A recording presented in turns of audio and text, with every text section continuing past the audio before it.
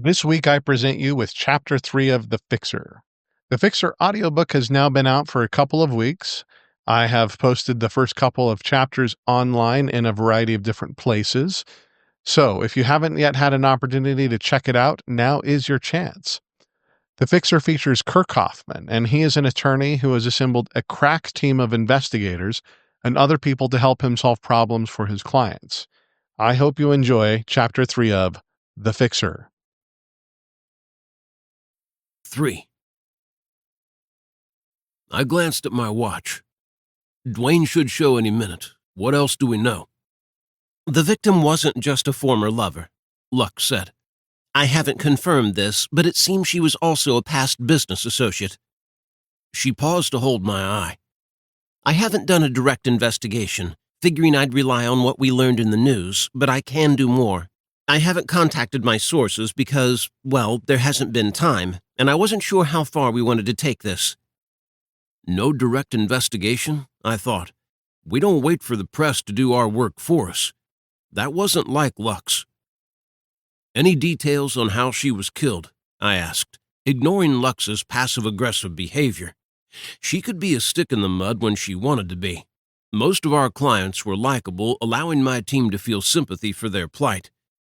Dwayne was the opposite, but even jerks needed lawyers. I went by innocence, not by how nice somebody was. Lux shook her head. I imagine that will come out soon enough. They've announced a press conference for this afternoon. I'd have to pull Lux aside if she kept this up. Hopefully she'd get her head into the game before it came to that. I turned my attention to Anton. What has Dwayne posted this morning? Dwayne was constantly on social media. It wasn't even a question that he would have posted something. I wouldn't be surprised if he'd made multiple posts. We had to look at those in the context of last night's events. Anybody with an ounce of common sense would have stopped, but he had a reputation for not being able to keep secrets, something he'd cultivated because he wanted people to think he was authentic. He's been on social media all morning, Anton said, posting throughout all sites with different posts on each one. He's basically live blogging the police investigation from his perspective. He got a visit from some detectives and went online afterward, detailing everything they talked about. Then he made a video about his love for Rebecca and posted it to a different platform. A cynic would think he's taking advantage of this to draw attention, assuming the suspicion will go away and that he'll be left with the new eyeballs he's attracted. And he might be right. His following on YouTube has increased by 25,000 people just this morning. It was concerning that he'd been posting about his own criminal investigation. Every time he made a post or recorded a video, that was additional evidence the prosecutor would use against him. See?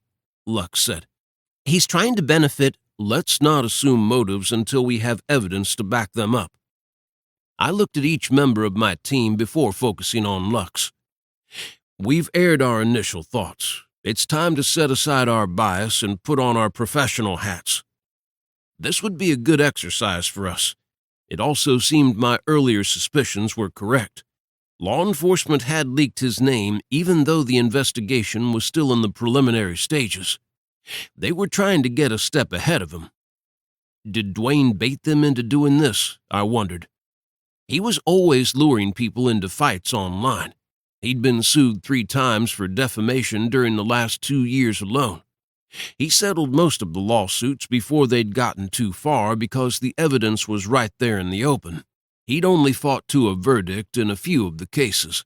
Doing so was probably a calculated decision that he saw as free advertising because of the publicity it generated. Jessa held up her phone. I just got a text from a source who was getting back to me. They haven't published it, but the victim was stabbed.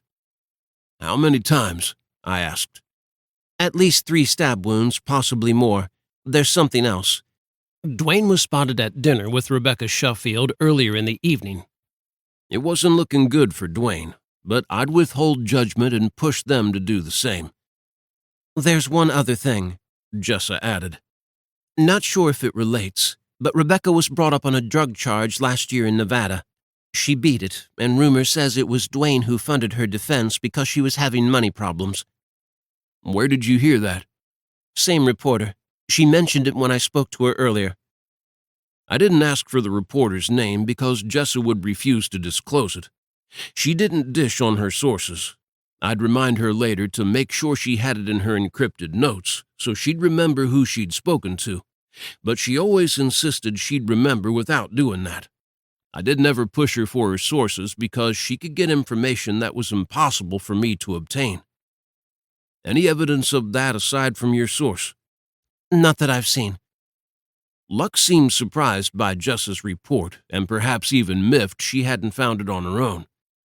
That's what happens when you wait for the media to do your job, I thought. It was good somebody had been pounding the pavement. I'd just opened my mouth when somebody called from the front lobby. We'd left the conference room door open to hear when Dwayne arrived. Anybody here?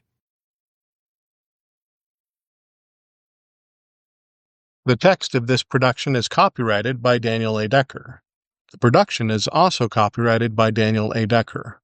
All rights reserved.